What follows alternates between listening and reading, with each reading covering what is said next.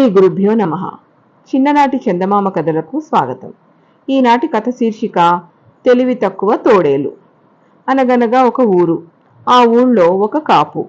ఆ కాపు తెల్లవారుజామునే లేచి సంకటి మూట భుజాన వేసుకుని పొలానికి వెళ్లి పని చేస్తూ ఉండేవాడు. ఒక రోజున జొన్న పైరు కోసి పైటన్నం తింటుండగా చిట్టడవిలో నుండి ఒక తోడేలు నకనకలాడుతూ వచ్చి కాపు జొన్నల సంకటి చూసి, మామా మామా, నాకు కాస్త రుచి చూపించవు అని అడిగింది. కాపు దయతలిచి కాస్త పెట్టాడు. తోడేలు జొన్న సంగటి ఎంతో బాగా ఉంది అన్నది. మామా, ఇది ఎలా వస్తుందో నాకు చెప్పవు అని అడిగింది.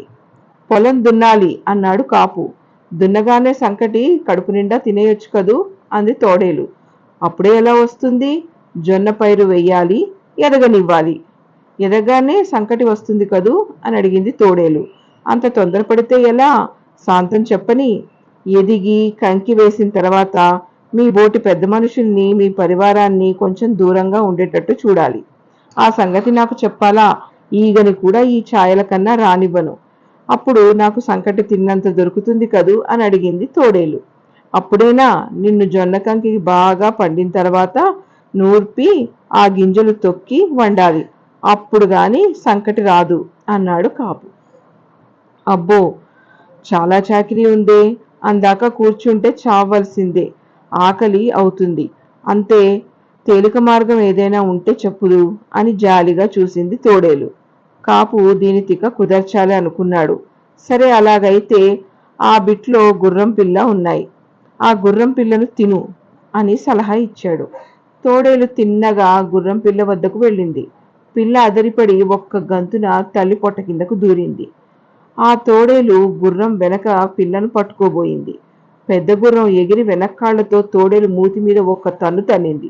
ఆ తన్నుతో దింబ తిరిగి తోడేలు మళ్లీ కాపు దగ్గరికి వెళ్లి జరిగిన సంగతి చెప్పి అంతకన్నా తేలిగ్గా తిండి దొరికే ఉపాయం చెప్పమన్నది. కాపు మళ్లీ చూశాడు. సరే, అదిగో ఆ దక్షిణం వైపు బీడులో గొర్రెల మంద మేస్తుంది.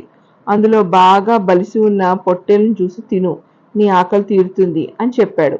తోడేలు మంద దగ్గరికి వెళ్లి బాగా కొమ్ములు మెలికలు తిరిగి ఉన్న పొట్టేలను పట్టుకుని, కాపు నిన్ను తినటానికి అనుమతి ఇచ్చాడు అంది. అయితే చెప్పేదేముంది, ఒక్కటి మాత్రం మనవి చేస్తాను. నన్ను ముక్కలు ముక్కలుగా కొరికి వెయ్యవద్దు, నా తిత్తి చీల్చవద్దు. నోరు బాగా విప్పుకుంటే నేనే నోట్లోకి దూకిపోతాను. నీకు మింగే పని కూడా ఉండదు. ఏమంటావు అన్నది పొట్టేలు. తోడేలు తల ఊపింది. ముందరి కాళ్లతో గుంట తీసి అందులో కాళ్లు నిగడదన్ని నోరు పూర్తిగా తెరుచుకుని కూర్చుంది. పొట్టేలు వెనక్కి వెళ్ళి రయ్యిన వచ్చి ఠాప్పుమని ఒక్క దూకు దూకి పారిపోయింది. ఆ దెబ్బతో తోడేలకు స్పృహ తప్పిపోయింది. గంట సేపటికి కానీ మళ్లీ దానికి స్పృహ రాలా. అప్పటికి దానికి చిన్న సందేహం వచ్చింది. ఇంతకు దాన్ని నేను తిన్నానా లేదా అని. కాసేపు ఆలోచించి ఆ బహుశా తినే ఉంటాను అనుకున్నది. ఇంతటితో ఈ కథ కంచికి, మనం ఇంటికి.